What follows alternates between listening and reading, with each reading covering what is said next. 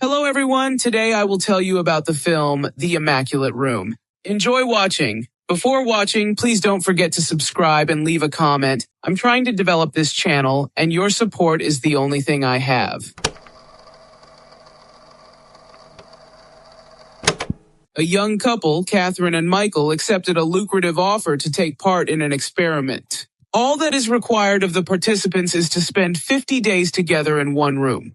The prize will be $5 million, which Michael and Kate are discussing how to spend. The girl doubts that all this is true, since the conditions are too simple and the reward is too great. Michael assures her that they were just lucky. Sometimes this happens and you just need to relax. There is nothing in the room except a bed, a shower, and a control module through which they can find out the rules of staying in the room and get specially designed food. The light turns off automatically at 10 o'clock. Kate also set the alarm for 7 o'clock in the morning. All these conditions seem like a mere trifle to the couple. After all, the reward covers all the inconveniences. The next day, they hand over all their clothes and receive others in return, to which Michael says that now they look like mentally ill people. Catherine wonders why he is doing all this. He is a certain professor who is the founder of this project. As Michael tells it, this same professor had previously found a family in Middle America. The father was a pastor, the mother was a baker. The children went to the only school in town.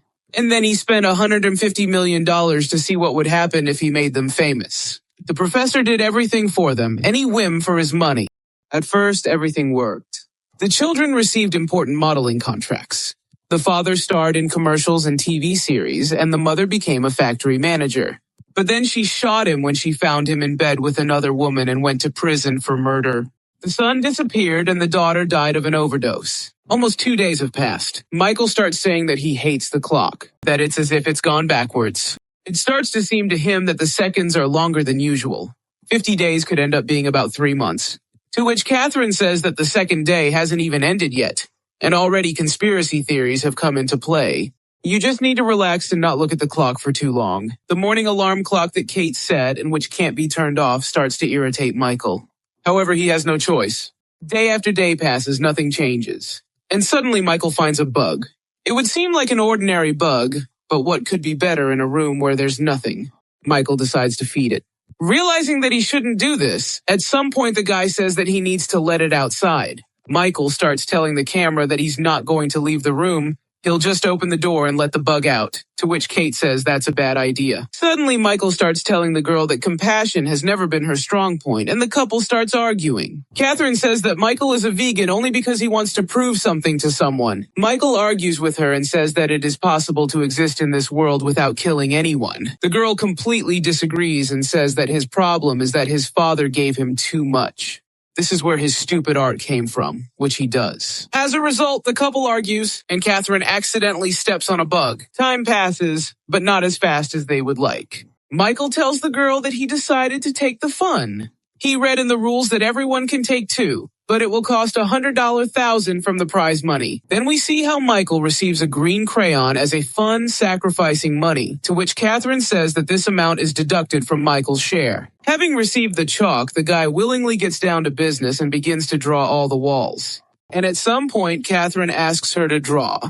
Michael offers to draw her image with the eyes of an artist, but the girl wants a natural portrait. As a result, Catherine says that Michael is simply not capable of drawing her and is doing nonsense, which offends the guy again. After the chalk runs out, boredom comes again. Kate realizes that she went too far and apologizes for behaving like that. The situation begins to heat up after Catherine finds a loaded gun in the bathroom and begins to say that they are simply being mocked, hinting that they will have to use it. In the end, unable to figure out how to get rid of the gun, they throw it under the bed.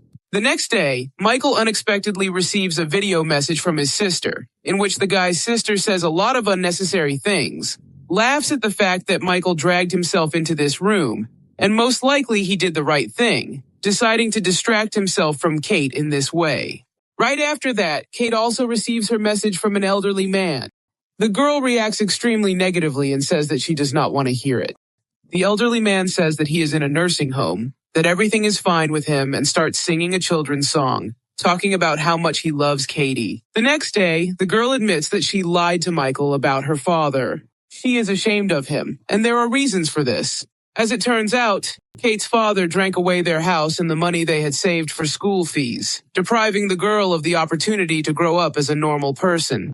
Catherine becomes depressed because of the situation with her father, and Michael almost goes crazy from idleness. Trying to cheer Kate up doesn't work, and at one point Michael says he doesn't think he can handle it.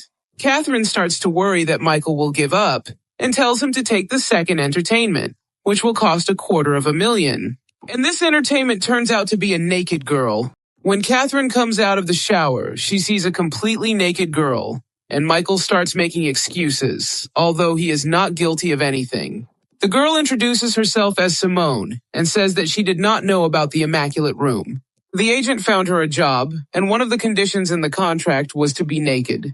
Catherine starts to get jealous. She sees that Michael, although he does not show it, pays a lot of attention to her. The situation is aggravated by the fact that the new girl has nowhere to sleep. The guy says that he will lie on the floor and the girls will sleep together, but Simone says that this is nonsense because the floor is concrete. The next morning, Catherine is glad that the girl left the room, but meets her in the shower. This whole sad jealousy situation continues until Kate says she wants to have some fun, and the room gives them pills, after which they fall into euphoria. All the trash happens until Michael passes out. He sees a drowning child whom he cannot save. Michael comes to and Catherine calms him down, saying that these are just flashbacks. Then we find out that the child he sees is Michael's little brother. He was asked to look after him while his parents were away. As a result, the child fell into the pool.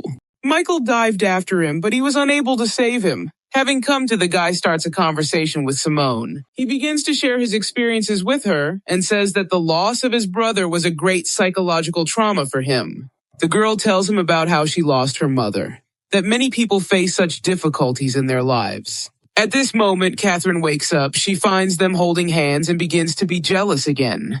The girl begins to insult Simone, and eventually the other Kate says that there may have been something between them. The next day, Catherine does not find Simone, and finally she is glad that she left the room.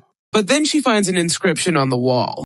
"I have never had such an amazing intimacy with a man." Michael immediately begins to say that this is nonsense and that he did not sleep with her. Kate says that Simone looks like his ex, and it is not surprising that he talked to her so sweetly. Michael explains to her that this is all the room. The organizers are playing with her and trying to bring her to emotions, to which Catherine replies that there are no emotions. He slept with Simone, making her jealous. Completely out of her mind, Kate pushes Michael, and he hits his head on the corner of the wall. The girl immediately rushes to him and apologizes, that she did not want this and that it happened by accident. Michael begins to tell her that he never gave her a reason to be jealous. He gave up everything for her and in return received only reproaches and jealousy. After Michael begins to say that he needs medical help, Catherine tries to explain that they do not have such an opportunity. If he leaves the room, then everything will end. Hearing this, Michael asks her how far she is willing to go. Would she let him bleed to death if he lost consciousness? He tells Kate that she has completely lost her head over money, but the girl denies everything. Then Michael offers to leave the room together. However, Kate is more determined to get the money than to provide medical care to Michael. Michael tells her that this is not a room, but a mirror. The professor built all this to show them and test their moral qualities and spirituality, and they failed this test.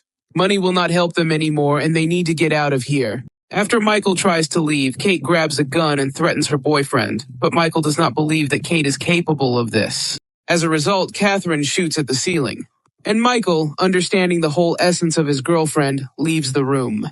Kate continues to remain alone day after day, hoping to get the rest of the money. We see on the clock that there are 2 days left until the end, and Catherine heads to the button. Sometime later, Michael meets his now ex-girlfriend Kate while jogging. He says that they have not seen each other for a long time and invites her to go for a walk. Michael asks if she got the money for her participation in the flawless room, but Kate doesn't answer his question. At the end, we are shown a sign on the building thanking for the anonymous donation, which hints to us that the girl did not leave the room, having received the rest of the prize money. This is where the film ends.